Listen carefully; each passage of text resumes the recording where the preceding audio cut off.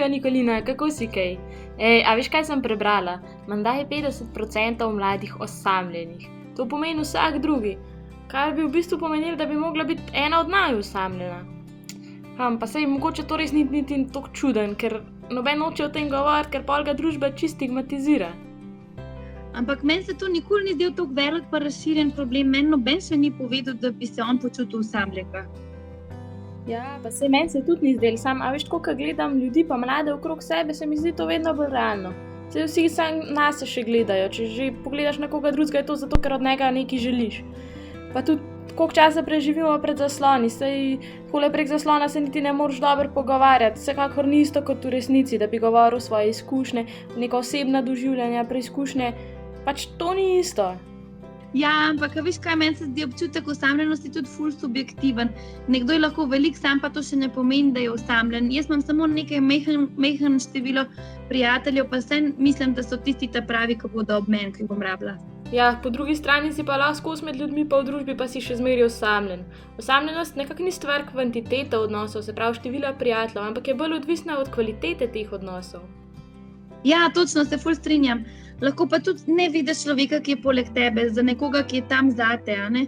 Mislim, da ta občutek osamljenosti je lahko tudi ful dobra spodbuda. Kadar se jaz počutim osamljeno, takrat potem več časa namenim svojim odnosom in potem nisem toliko osredotočena na učenje ali pa pehanje za dosežki, čeprav mora biti vse v pravilni meri. Ja, točno tako. Še dobro, da se midve že odprej poznava in zdaj, ker se ne moramo videti v živo, vse lahko kar kvalitetno se pogovarjava takole preko interneta. Ampak jaz se vsem komaj čakam, da se enkrat spet vidva na kakšni kavi skupaj.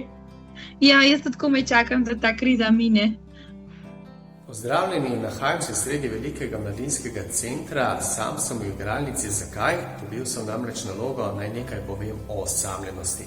Moja prva misel, asociacija je bila, o tem pa res ne vem, kaj naj povem. To se mene pravzaprav ne tiče.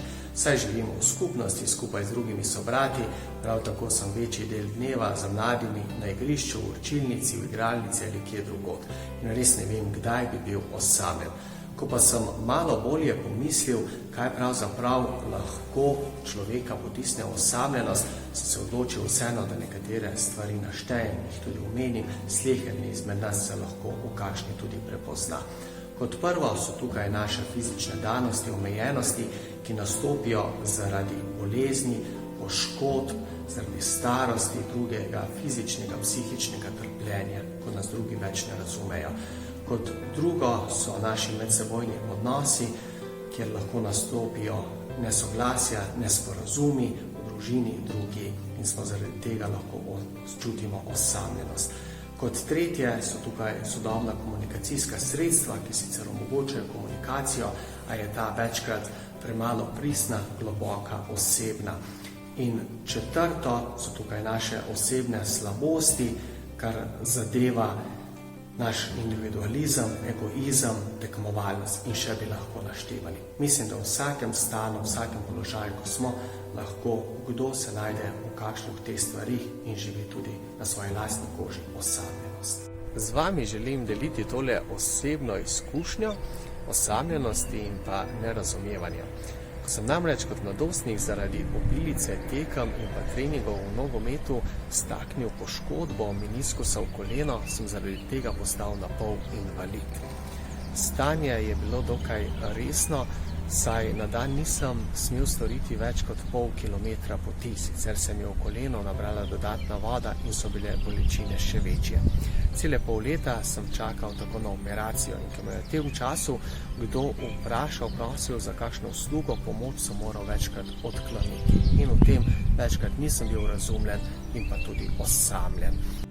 Boga sem zato prosil in mu obljubil, če bom kdaj ozdravljen, v športu nikoli več ne bom egoist, da bi imeli tudi drugi več od igre. In tudi sicer se bom trudil, da bom druge razumel in jih spoštoval.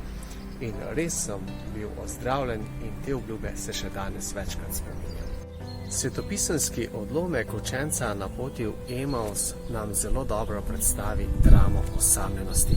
Potem, ko učenca doživita razočaranje v Jeruzalemu nad Jezusom, nad skupnostjo, bežita stran od njih, bežita v osamo. Vendarle na tej poti ne ostaneta sama. kaj kmalu se jima pridruži Jezus. Nevsiljivo pristopi, jo vpraša, posluša, pove svoje mnenje. In vse to v učencih stori, povzroči, da pravzaprav iz tujca, za katerega ste ga imela, ga želita povabiti kot gosta na večerjo, naj ostane z njima.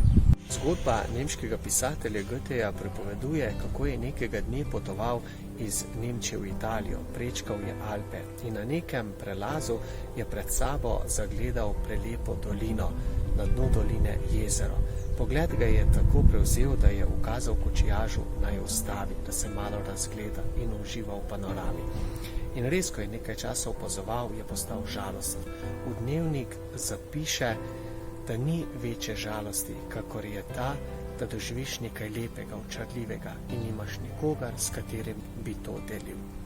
Eno od zdravil proti osamljenosti je zato prav gotovo, da se znamo pogovarjati, komunicirati in pa da z drugimi delimo to, kar živimo. Potem, ko Jezus sprejme povabilo na večerjo, prisede k mizi.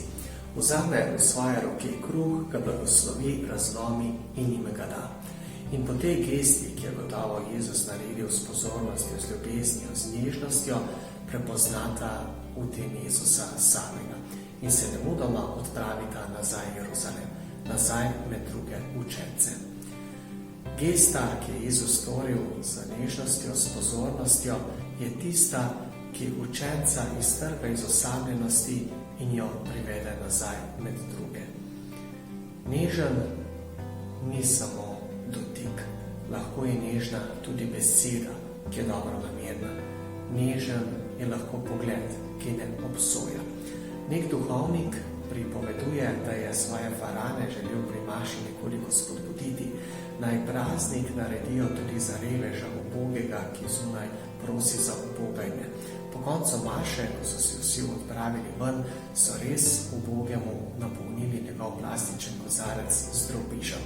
In ko je duhovnik zaklepal cerkev, ga je v šali vprašal, no danes so te pa razveselili, so ti napolnili žepe.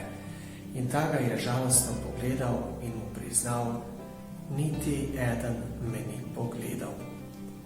In zaradi tega je padel še večjo osamljenost, se čutil še bolj zavrženega. Če nakratko povzamemo zdravilna sredstva, ki so učencema pomagala, da sta se iztrgala iz osamljenosti, smo najprej rekli, da je to pogovor, ko z drugim znamo deliti svoje življenje. Kot drugo, geste nežnosti, pozornosti, ko postanemo bližnjim bolj dostopni. Kot tretje, ne smemo pozabiti, da sta učenca srečala Jezusa in takrat sta se pripravljena vrniti nazaj v skupnost. Papež Benedikt XVI je dejal, kdor ima Boga, ni nikoli sam. Kdor ima vero, ni nikoli osamljen. Angleški znanstveniki so delali raziskavo, katere stvari človeku najbolj skrajšajo življenje in so ugotovili, da ni na prvem mestu alkohol, niti ne cigareti, ampak je osamljena tista, ki človeku najbolj skrajša življenje. Upam, da ste v tem videu našli kakšen odgovor, kakšno rešitev za svojo osamljenost in da bo vam to tudi v vašem življenju pomagalo.